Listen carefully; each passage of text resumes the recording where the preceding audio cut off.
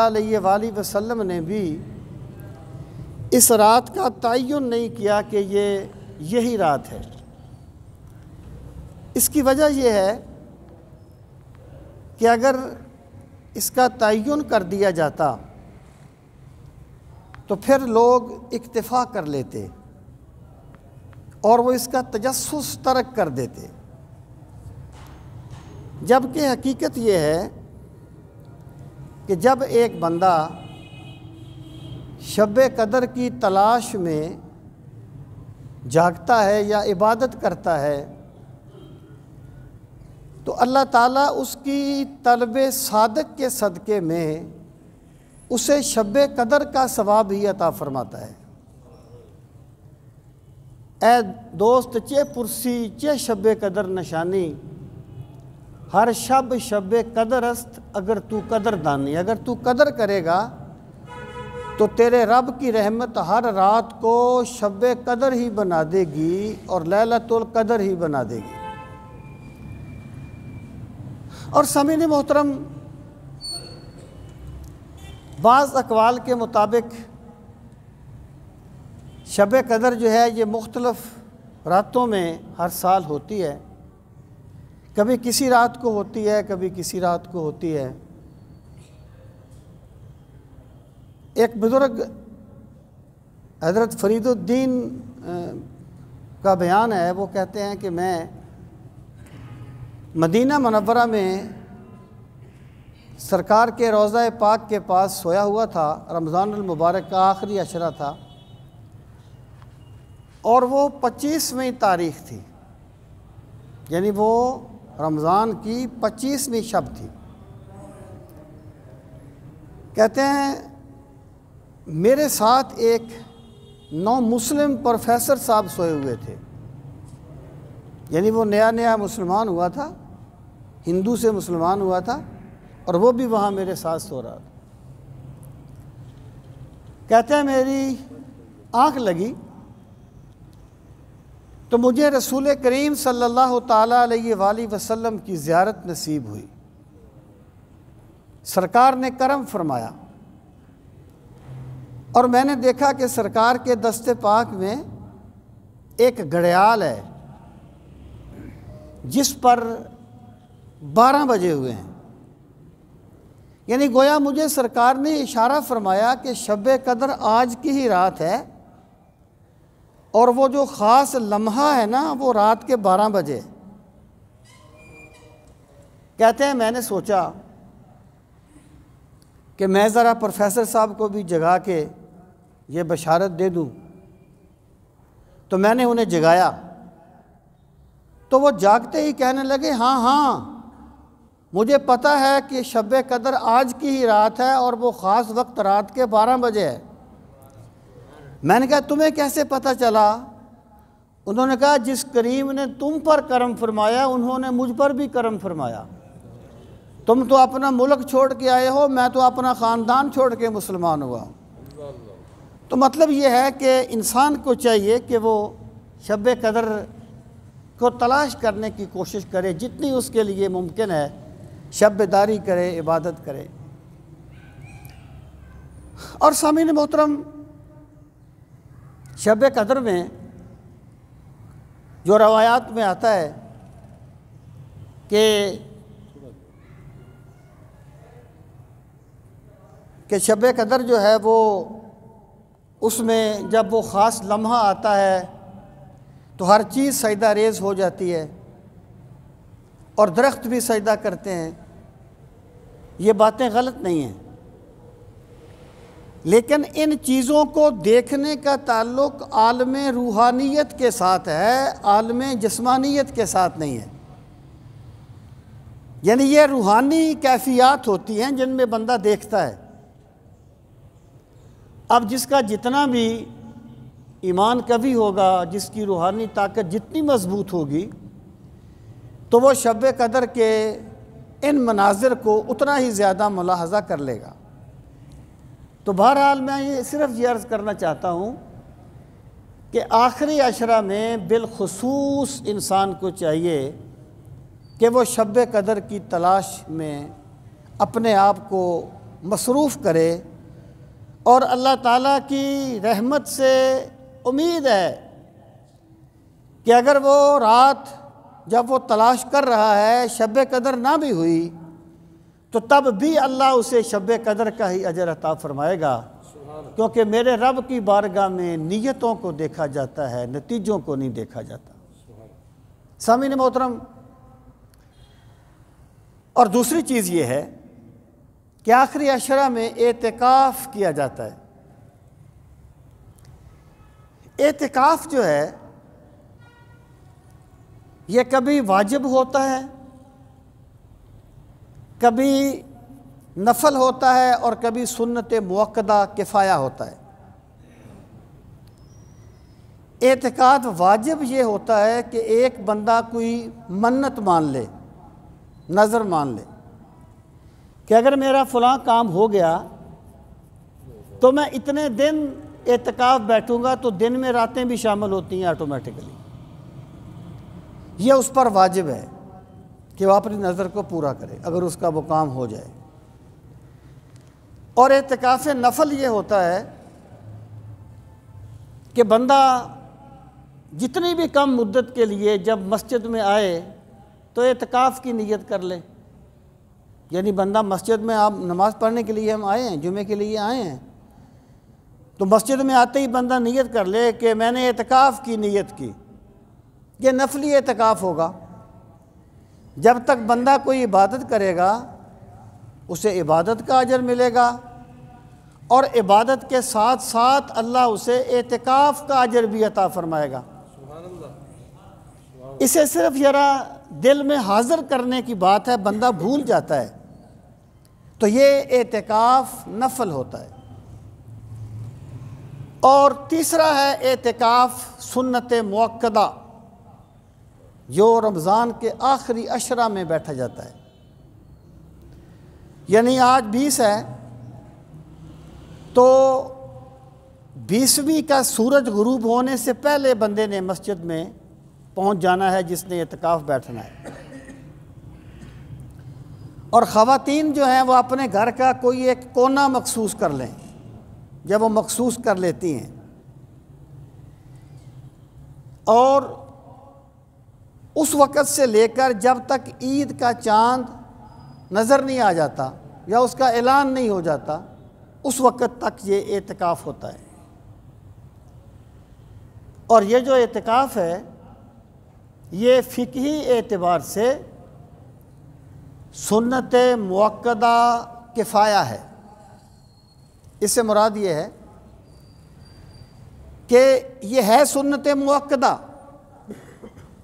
लेकिन रसूल करीम सल्लल्लाहु ताला अलैहि वसल्लम ने इरशाद फरमाया कि तुम में से जो चाहे वो एतिकाफ़ बैठ जाए। इससे फुक़हा ने यह मसला मुस्तंबत किया कि जिस तरह सरकार ने इस पर दवाम इख्तियार फरमाया है कि आपने कभी ज़िंदगी में एतिकाफ़ नहीं छोड़ा और 1 साल आप एतिकाफ़ ना बैठ सके किसी सफ़र की वजह से, तो आप ईद के बाद भी एतिकाफ़ बैठे। तो जिस तरह सरकार ने इसका दवाम इख्तियार किया है तो ये वाजिब होना चाहिए था, यानी ये लाज़िम होना चाहिए था या सुन्नत मुअक्कदा होना चाहिए था। लेकिन चूँकि सरकार ने अपनी उम्मत पर आसानी फरमाते हुए फरमाया कि जो चाहे वो एतिकाफ़ बैठ जाए, इसलिए इसका बैठना लाजिम नहीं रहा। लेकिन ये सुन्नत मुअक्कदा किफ़ाया है। किफ़ाया से मुराद ये है कि अगर एक महल्ले में, एक मस्जिद में बिलफ़र्ज़ एक बंदा भी बैठ गया तो पूरा मोहल्ला गुनाहगार नहीं होगा, और अगर एक बंदा भी ना बैठा तो पूरा मोहल्ला गुनाहगार होगा। और जितने ज़्यादा बंदे एतिकाफ़ बैठते हैं अहले मोहल्ला के लिए उतनी ही ज़्यादा वो बरकत का सबब बनते हैं और रहमत का सबब बनते हैं। और जो बंदा भी एतिकाफ़ बैठ जाता है उसको फिर चाहिए कि वो किसी तबई हाजत या किसी शरई हाजत के अलावा मस्जिद से बाहर ना निकले। और मस्जिद से मुराद है जहाँ आप नमाज पढ़ सकते हैं। फिनाए मस्जिद का हुक्म मस्जिद का नहीं होता। मसलन यहाँ पे तहारत खाने होते हैं, वो चीज़ें फिनाए मस्जिद में शुमार होती हैं, मस्जिद में शुमार नहीं होती। मस्जिद वो है जहाँ आप नमाज पढ़ सकते हैं। तो वो जो बंदा एतिकाफ़ बैठ गया है उसे चाहिए कि वो बग़ैर किसी तबी हाजत के या बग़ैर किसी शरई हाजत के मस्जिद से बाहर ना निकले। तबी हाजत से मुराद यह है वो वाशरूम अटेंड करने जाएगा, या अगर बिलफर्ज उस पर गुस्ल करना लाजिम हो गया है तो वो गुस्ल भी करेगा। ये तबी हाजत है। और शरई हाजत यह है कि बंदा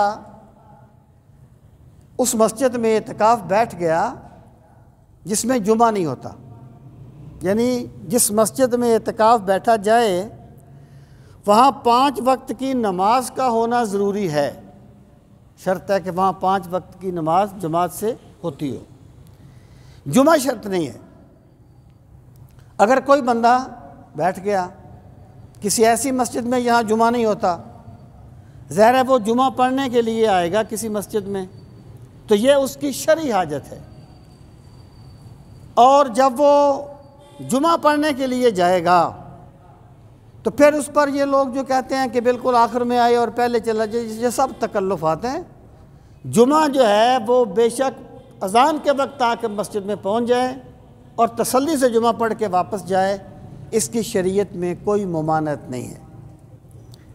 और सामीन मोहतरम, जो बंदा भी एतिकाफ़ बैठेगा उस बंदे पे रोज़ा रखना भी ज़रूरी होगा। अगर बिलफर्ज उसने रोज़ा नहीं रखा तो उसका एतिकाफ़ नहीं होगा। इसमें गलती अमूमन समझी जाती है। अब फ़र्ज़ कीजिए एक बंदा एतिकाफ़ बैठा और वो मस्जिद से निकल गया बग़ैर किसी हाजत के जिसकी शरीयत ने उसको इजाज़त दी है, तो उसका एतिकाफ़ टूट गया। अब एतिकाफ़ का टूटना नमाज के टूटने की तरह नहीं होता कि आपने सारी नमाज दोबारा पढ़नी है। अगर एक बंदा नमाज पढ़ रहा है और वो आखिरी कायदा में था और उसकी नमाज टूट गई किसी वजह से, तो वो नमाज दोबारा पढ़ता है। एतिकाफ़ इस तरह नहीं है। अगर किसी बंदे का एतिकाफ़ टूट गया है तो जिस दिन का टूटा है वो उस एक दिन का बाद में कज़ा करेगा, बाकी दिनों का कज़ा करना उस पर लाज़िम नहीं होगा। सामीन मोहतरम, ये जो एतिकाफ़ रखा गया है इसकी वजह यह है कि बंदा जब खलवत में होता है ना, तन्हाई में होता है, उस वक़्त वो जो बातें सोचता है वो मजलिसों में नहीं सोचता, वो मजमों में नहीं सोचता। एतिकाफ़ बैठने वाला बंदा ऐसे है जैसे एक बंदा किसी गनी के दर पर भीख मांगने के लिए बैठ जाता है। उसके दर पर कोई खैरात लेने के लिए बैठ जाता है। तो जो बंदा एतिकाफ़ बैठ गया वो दरअसल अपने मौला के दर पे उसके करम का सवाली बन के बैठ गया। आप अंदाज़ा कीजिए, अगर एक बंदा किसी सख्त दिल बंदे के दरवाज़े पर भी जाके बैठ जाए तो उसको भी कभी न कभी तरस तो आ जाता है। तो अल्लाह जो अपने बंदे से 70 माओं से बढ़ के प्यार करता है, पहले ही जब एक बंदा उसके दर पे उसके करम का सवाली बन के बैठ जाएगा तो मेरा रब उसे कैसे नवाजेगा, उस पर कितना करम फरमाएगा और उसे किस तरीके से अपनी रहमतों की उस पर बारिश बरसा देगा।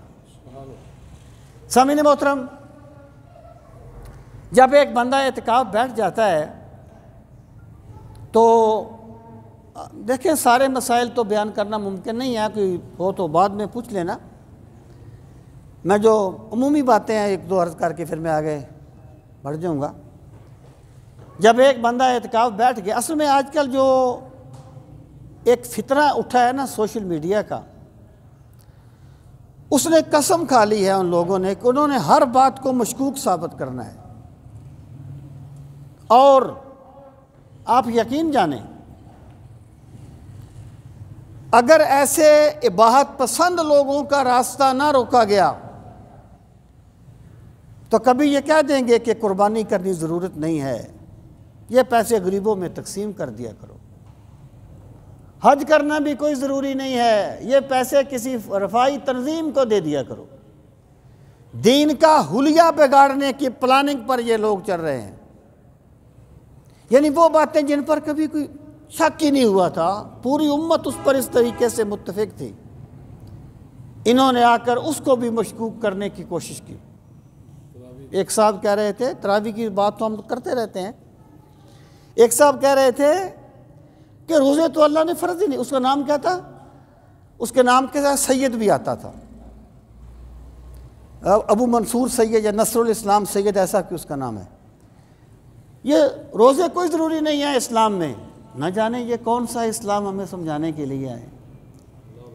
भाई इस्लाम वही है जो मेरे पाक नबी ने मदीने के मिंबर पे बयान कर दिया था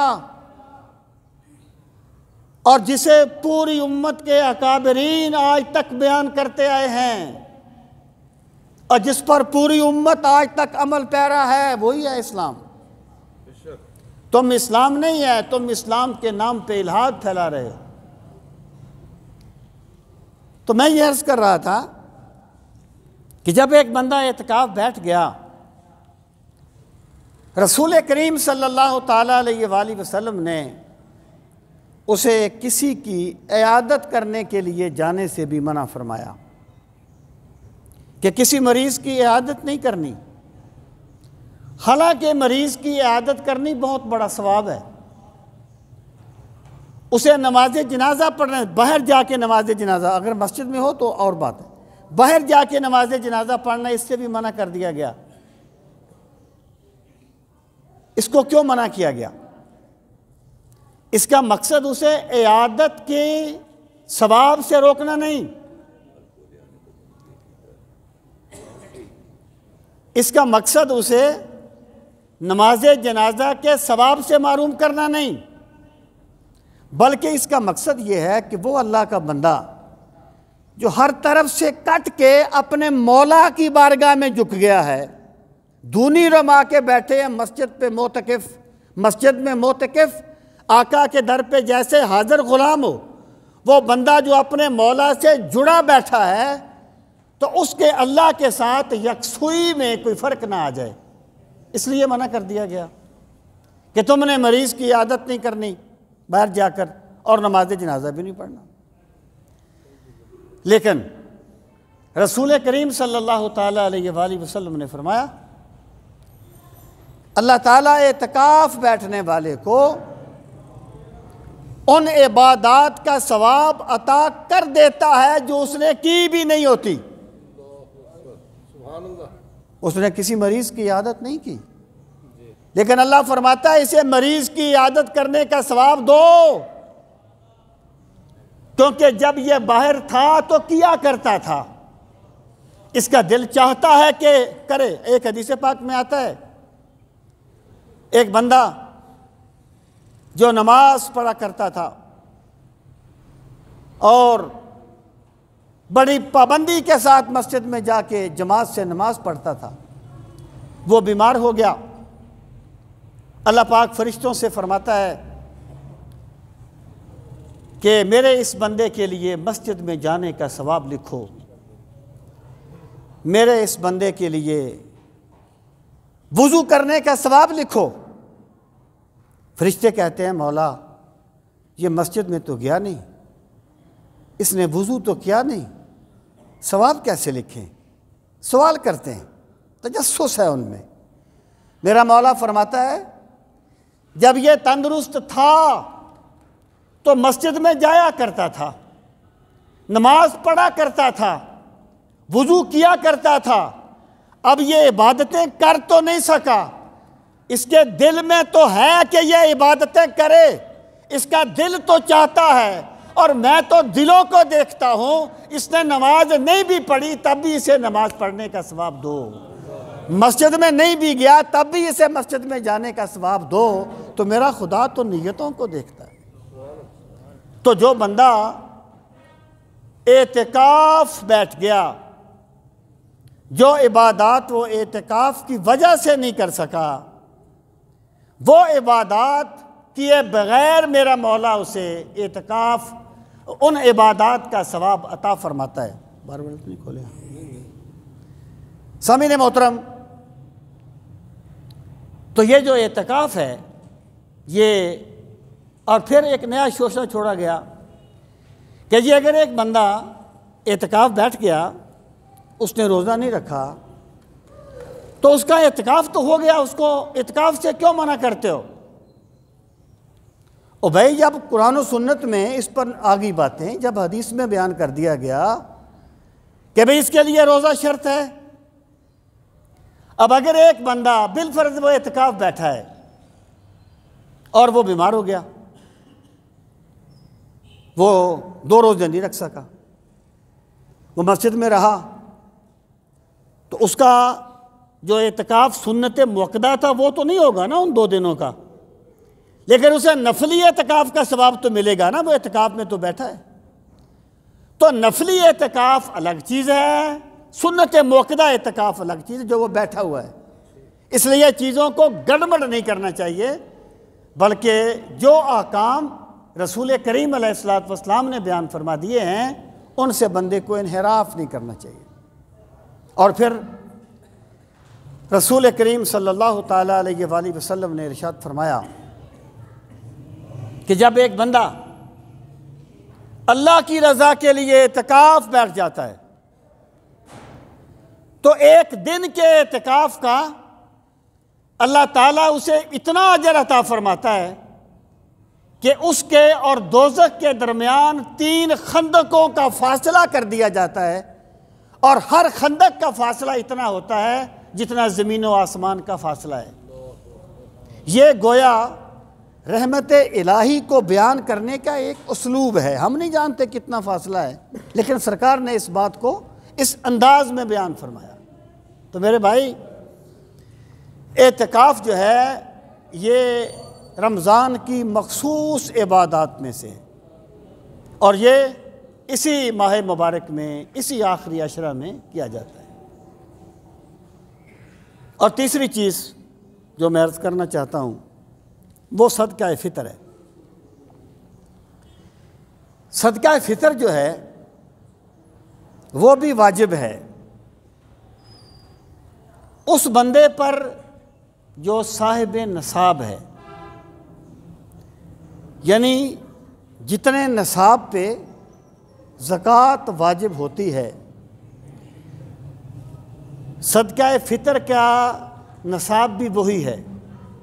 शर्त यह है कि सदका फ़ितर में उस नसाब पे पूरा साल गुज़रना ज़रूरी नहीं है, जबकि ज़कात में पूरा साल गुज़रना ज़रूरी होता है।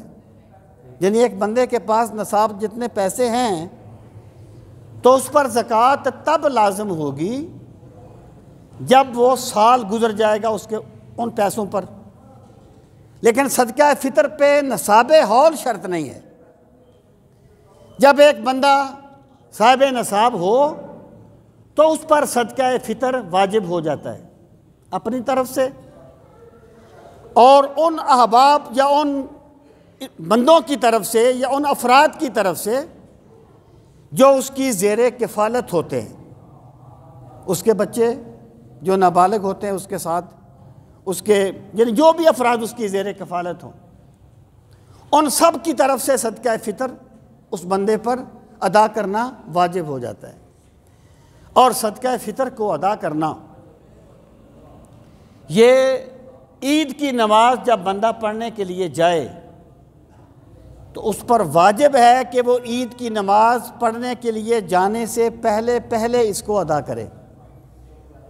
लेकिन अगर किसी ने अदा नहीं किया तब भी ये माफ़ नहीं होगा, बाद में भी अदा करना पड़ेगा, लेकिन उसने वाजिब में कोताही की है, अदाए वाजिब में कमी की है, जिसका वो मुजरिम होगा। और सदका फ़ितर को पहले अदा कर देना ज़्यादा बेहतर होता है। यानी रमज़ान शुरू हो तो बंदा अदा कर दे, या जितना पहले हो वो उसको अदा कर दिया जाए, ताकि जो मुस्तहिक हैं वो अपनी ज़रूरियात को के मुताबिक उसे इस्तेमाल कर सकें।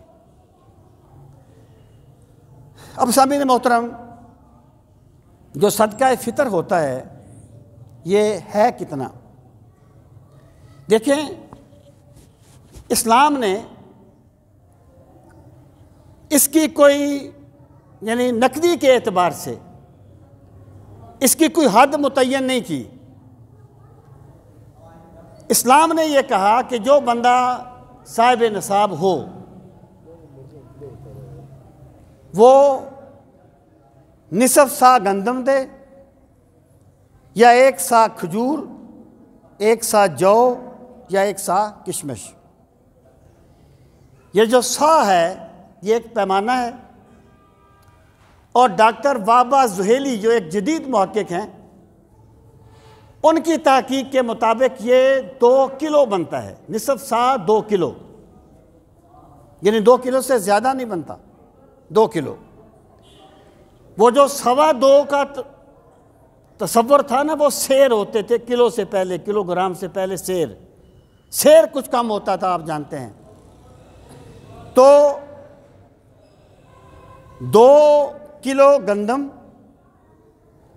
या 4 किलो खजूरें, या 4 किलो किशमिश, या 4 किलो जौ, ये हर बंदे पर अपनी तरफ से और अपने ज़ेरे किफ़ालत जो अफराद हैं उनकी तरफ से अदा करना वाजिब है।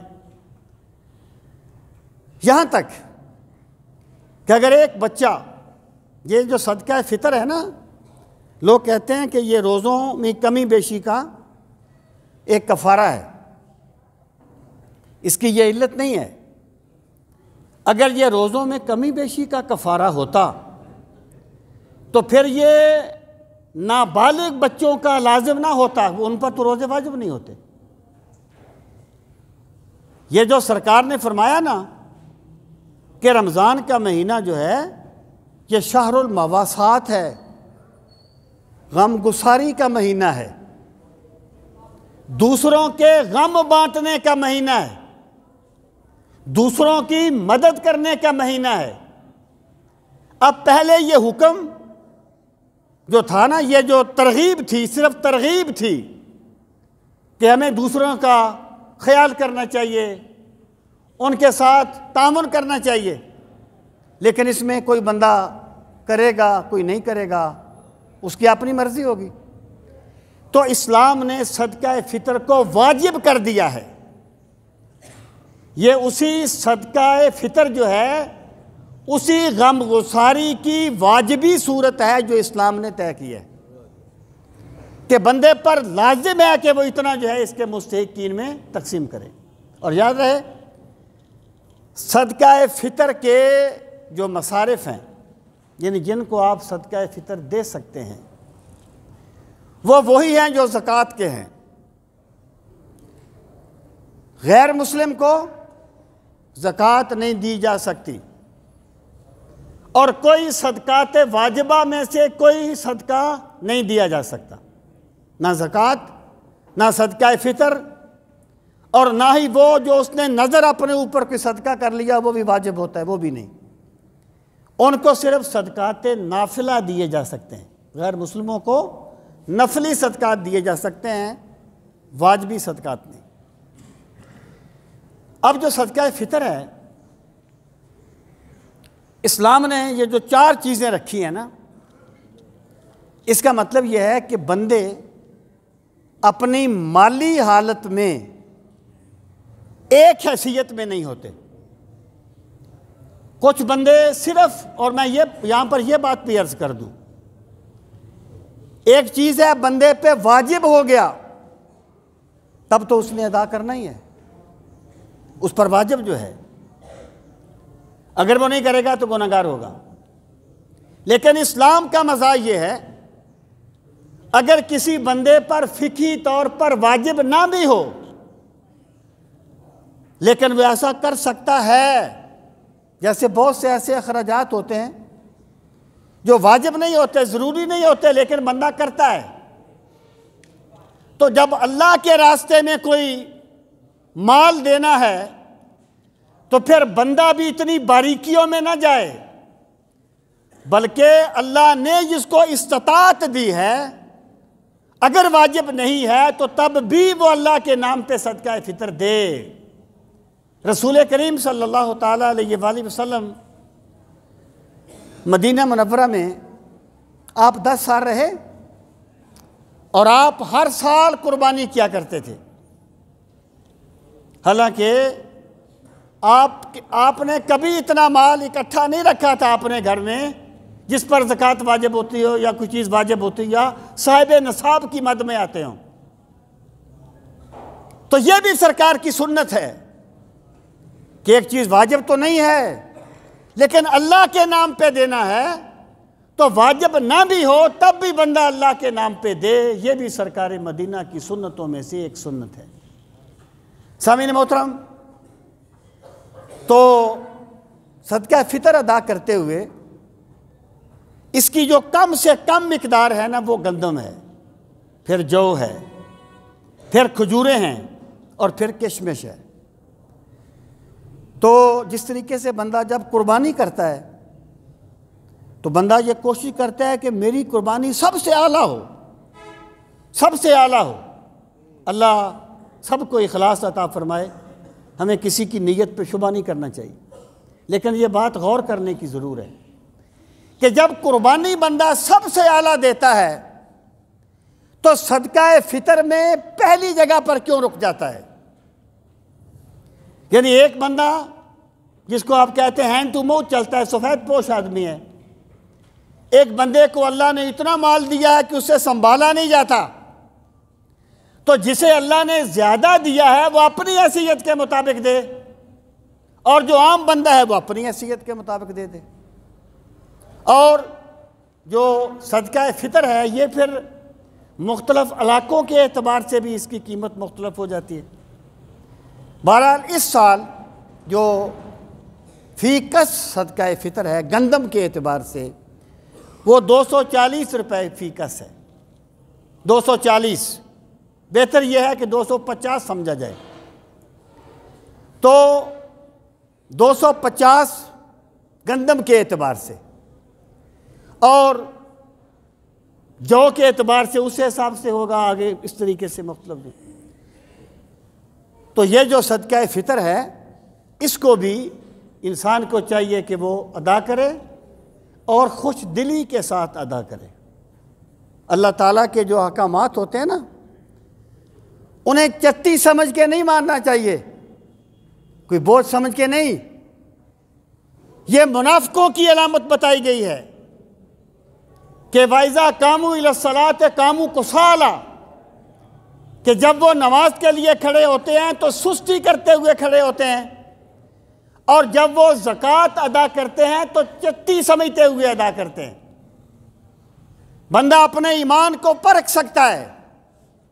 अगर मौला की कोई बंदगी करते हुए उसके दिल में फ़रत महसूस होती है तो अल्लाह ने उसे ईमान नसीब फरमाया है, और जितनी ज़्यादा फ़रत नसीब होती है अल्लाह ने उसे उतना ही कामिल ईमान नसीब फरमाया है।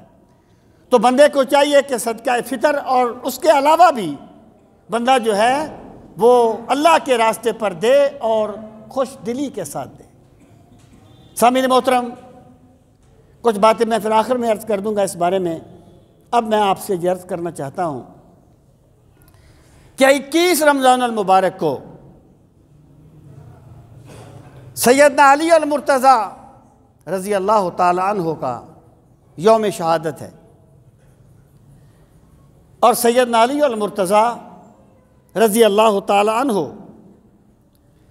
रसूल करीम सल्लल्लाहु ताला अलैहि वसल्लम के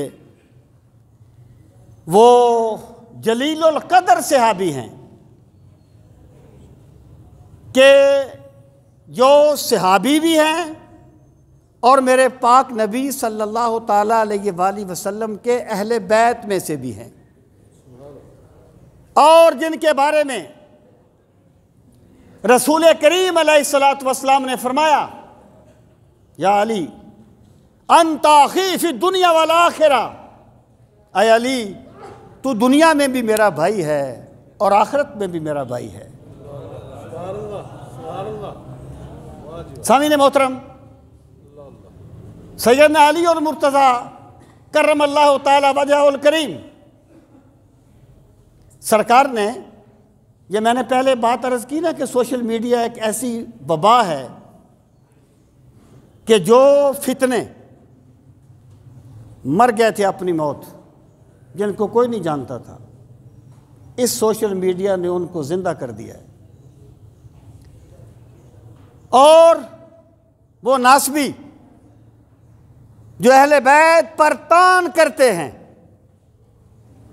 जो पहले सिर्फ किताबों तक महदूद थे और किताबें भी किसी किसी के पास होती थी, अब वो सोशल मीडिया पे आके अपना अंदर की खबासत का इजहार करते हैं। सैयदना अली और मुर्तज़ा करमल्लाहु ताला वजहुल करीम के बारे में मैं वो बयान नहीं कर सकता जो वो कहते हैं।